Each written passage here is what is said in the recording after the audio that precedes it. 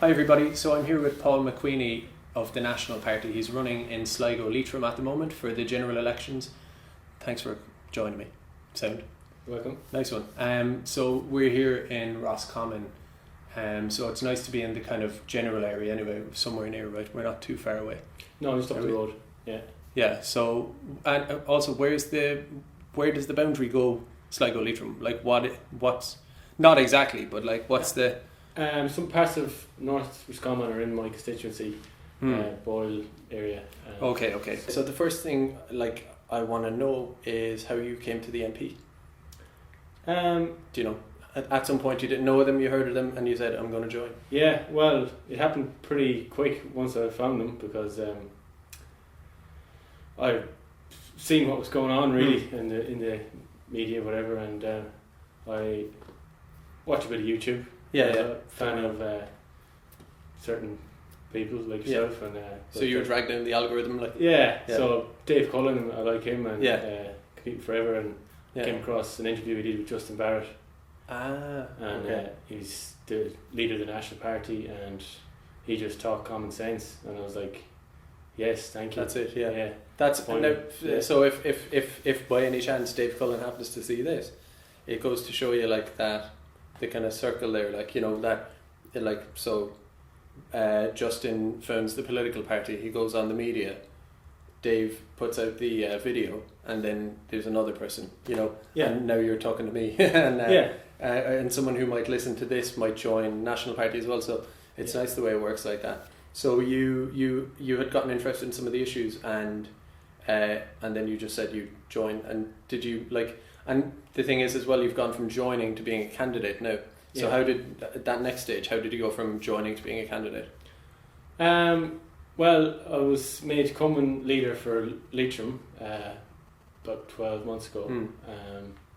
So I've been heavily involved since that, and I suppose the picking of the candidates, it was well, I'm sure the party had their candidates in mind, but because of the snap election called, it just they asked me would I do it. Thought about it for a few days, didn't have much time to make my mind up, and decided it was an honour to be asked. Yeah, and why not? Yeah, I think the people of Sligo-Leitrim need someone that's going to have their interests at heart, and hopefully they'll give me the number one. Yeah. Like it is quite a thing to, you know, no, it's not like, you know, a lot of people will think about doing it, but they'll be like, no, I won't. So the fact that you're stepping forward is just, I don't know, it takes a little bit of balls and a little bit of whatever, because you, like, as I'm going to ask you in a second, you have to talk to a lot of people, you have to put yourself out there, like, and that's the thing. How is canvassing going and all of that, like the campaign trail? Well, it's going good. I have to say it's very, very time consuming, and I'm working full time too, and it's I have to give my boss a bit of credit, because he's given me some time off. He can't afford to give me a lot of time off. So it's we're doing what we can. We're getting a very good reaction. People that we do speak to, knocking doors. A lot of people haven't heard of us. Okay. But when they listen to what we've got to say and read the leaflet, there's not a lot they disagree with there, and they're just and people are very, very interested in change. I think this is probably the first election, I suppose, after the financial crash and all that. People were angry with Fine Gael and they want to change, but after that they went to the other Fine Gael. So that's what their idea. They thought that was change. Yeah, but I think people are looking for, it's like a game of tennis, you know. Yeah, two cheeks of the same arse, like. Exactly, exactly, and that's what people are saying on the doorstep. They're looking for real change this time, and hopefully we can provide them with that. If we get the chance. I went. I joined the canvass just for kind of, you know, research purposes with Phil Dwyer in Dublin, and with Ben Scallon of IFP in Dublin Bay South, just to get a feel for, you know, just whatever. With the both parties, or just the kind of nationalist parties, you know, and I was surprised watching Phil at the door, because when I showed up I thought, I wonder will it be controversial now or something. Every door that opened up, he points out some of the immigration stuff, and they're kind of, not only are they not reacting harshly, they're going, that's obvious, but it's good, you know, like they're there's no bad reaction whatsoever, and they completely agree it's a problem, but there is no option. So they think there's no option, and that is the thing. Like as much work as the National Party have done, there's a lot of people who haven't heard of it. Yeah. Because not everyone's in political circles.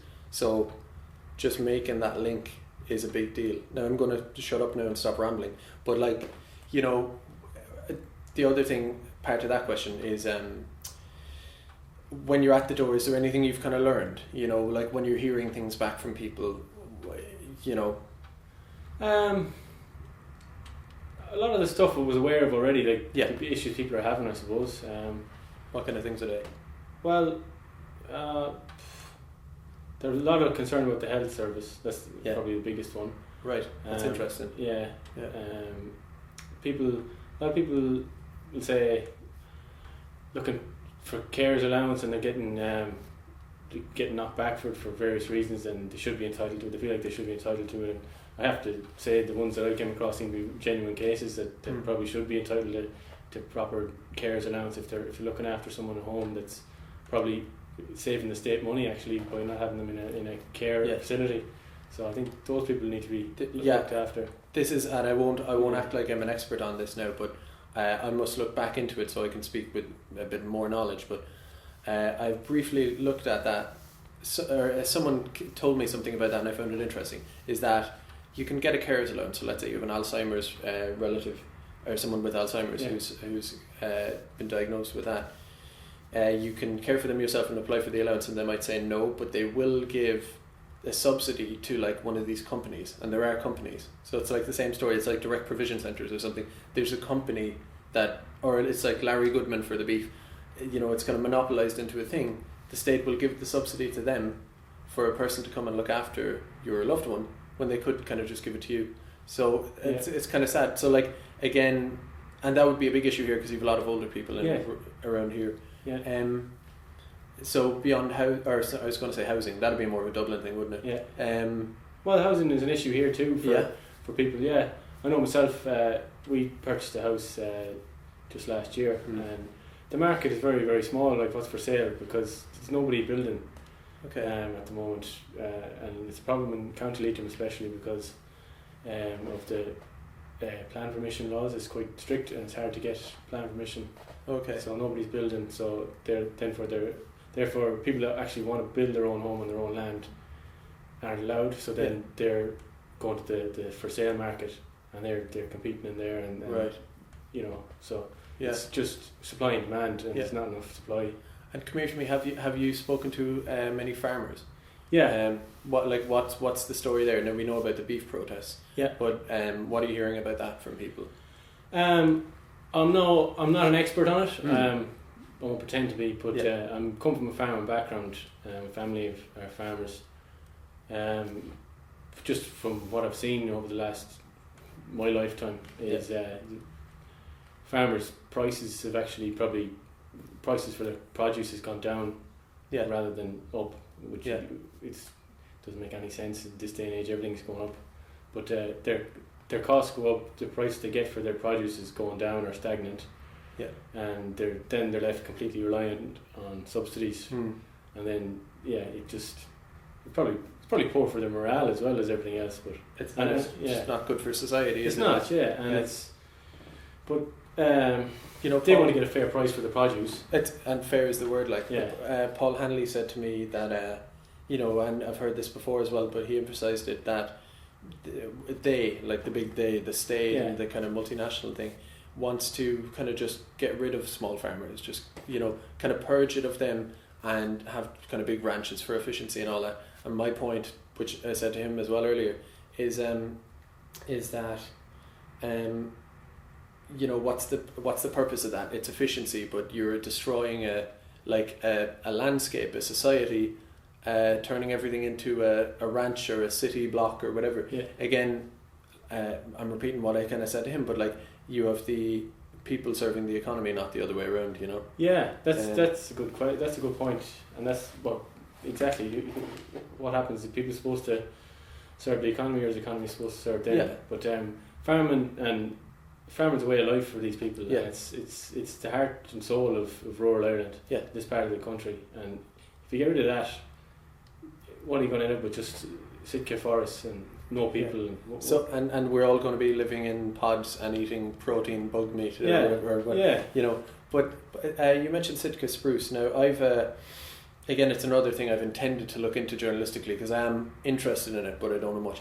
Maybe, and I don't assume you're an expert or anything unless I'm missing something, but maybe you know more than me. I'm not so much a fan of them. It's just aesthetically, but beyond that, I've heard of Save Leitrim. Yeah, are you familiar with that? Yeah, it's a kind of a movement. So tell me.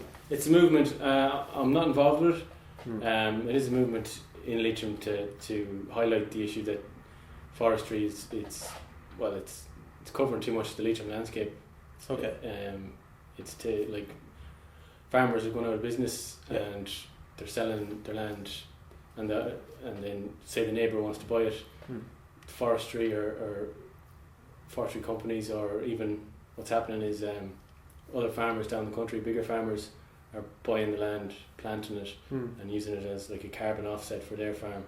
So they're being outbidded for land that they could use for beef or sheep or whatever they would use. So it's kind of going back to carbon. Yeah, it's going back to that ridiculous policy again. And that's not even to look at. You know, people could talk about climate science. Do you believe it? Do you not? But one question is whether you're into that or what position you take. Another is what solution you would apply to that, even if you are fully into the whole narrative about the science. And some of these things are ridiculous, forcing people. It's a bit of a society controller, like, because you can say we need to stop climate change, and you can pick and choose how you do it. I could say we need to stop climate change, therefore you need to, you know, pay me some more money and wash my car. You know, you could apply any excuse to it because it's supposedly an emergency or whatever. And obviously a state is going to take advantage of that and say, well, we need to drive these farmers off, make it more efficient. We need forestry to sell on the international market or whatever. Now, again, I'm pretending to know a little bit more than I do there, to be honest. I want to ask you about Sinn Féin a little bit. I don't like dwelling too much on them, but my point about them, the reason I bring them up is because when you say nationalist in Ireland, most people think of Sinn Féin, obviously. And like, you know, if you knock on someone's door and they say, I'm a nationalist, therefore I'm voting for Sinn Féin. Now you're standing there and you have to answer that question. I mean, what would you be saying to them to say, well, no, if you're a nationalist, you want to vote for us and not them? I suppose it's tricky if they're already in the mindset that they're... Tough one. Yeah. You don't want to get in a stage where, I don't know, you want to annoy them or get confrontational with you or anything, but... Well, say they invited a bit of a... They were like, you know, they asked you to talk them out of it type of thing. Okay, well, we at the National Party are, in my opinion, the only nationalist party in the country, and we're the best one anyways. But Sinn Féin are EU, they're pro-EU. They're, if under Sinn Féin, we'd be like a province of, or a state of, it'd be a federalised Europe. That's the way they're headed, looks like to me anyway. They're socialists. So they don't believe in borders, strong borders, which is important for... That's an interesting type of nationalist, isn't it? That doesn't believe in a border. Yeah. I thought being a nationalist meant you start with a border and a people, and then you kind of go from there, but apparently not, like, so. Yeah. It's mad, isn't it? Yeah. That's it, and that's probably should be the first role of any government, is protect your borders. That's fundamental in my opinion, and then go from there. Everything else, then absolutely. Yeah. I mean, Fianna Fáil, Fine Gael. I saw a priest, Pádraig Coughlin or someone like that. I'm not too familiar with him. I think he's a bit of an outspoken kind of based priest, you could say, in Ireland, and he said that he was kind of lambasting Catholic pro-life people for voting Fianna Fáil, Fine Gael. Now, you know, and I'm going to be open on this because I know Nationalist Party are pro-life. I campaigned for the pro-life side in my own way anyway.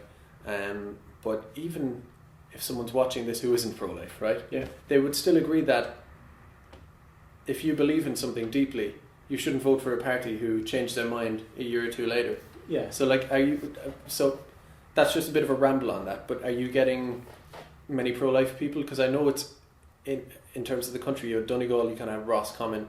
So does that come up at all, or is it not really the first subject? For some people it is the first subject, I have to say. If they look at the leaflet and it pops out at them that we want to restore the rights of the unborn child. Some people it's not so much. Some people still they're on the fence about it. They know they maybe think they don't agree with it, but then they bought into the whole thing. It's part of women's healthcare and all this sort of thing. Of course, yeah. But for me, it's a no-brainer. It's for me. We have to restore the rights of the unborn. And do you have an Ain2 candidate running alongside you by any chance? Or I believe there is. I think there's a lady from Derry running in this constituency. I'm not too familiar with all the other candidates. Yeah. But sure you don't need to be. You focus on your own. I'm pretty busy. Yeah, you are. Yeah, so you're full time all day basically, and then you're doing this stuff at night. Yeah.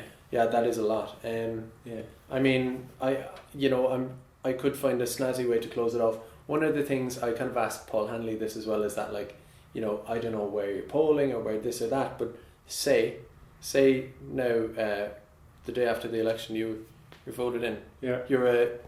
Correct me if I'm wrong. You're a TD then, right? Obviously. Yeah. Yeah. So obviously, I had to make sure there as I can. No, but so you're a TD, so you won't get caught up in Dublin and the lifestyle and the lads inside in Buswells. Is your heart and soul in Sligo-Leitrim? It is. Yeah. It is. Yeah. Yeah. And we won't forget the constituents in South Donegal and North Roscommon either. It is, and I'll be up there if elected. Yeah. My priority would be to highlight the people in the constituency, their concerns. If they have an issue like we had just a few months ago in one of our towns, where the people objected to something, protesting, I'll be there with them. Yeah. And I'll be asking the questions in the Dáil. Okay. On their behalf. Yeah. And I'll be getting things done for them. I'll not stand idly by. Yeah. And So you'll be working for the people who've elected you and not Dublin? Not Dublin, no. They've got enough looking after them up there. Yeah. We need people down here looking after us. We've been forgotten about rural Ireland a lot of the time. Especially after the crash and all the austerity and everything. Yeah. So there you go. People of Sligo-Leitrim, you've heard it there. Like, that's a genuine candidate in my opinion, but it's not for me to judge. You can vote your own way. So thank you very much for joining me. I really appreciate it. Thanks very much, Coach. Thank you. Nice one. And I hate it every time, and I always say I hate it. Like, share, subscribe, and thanks very much for watching.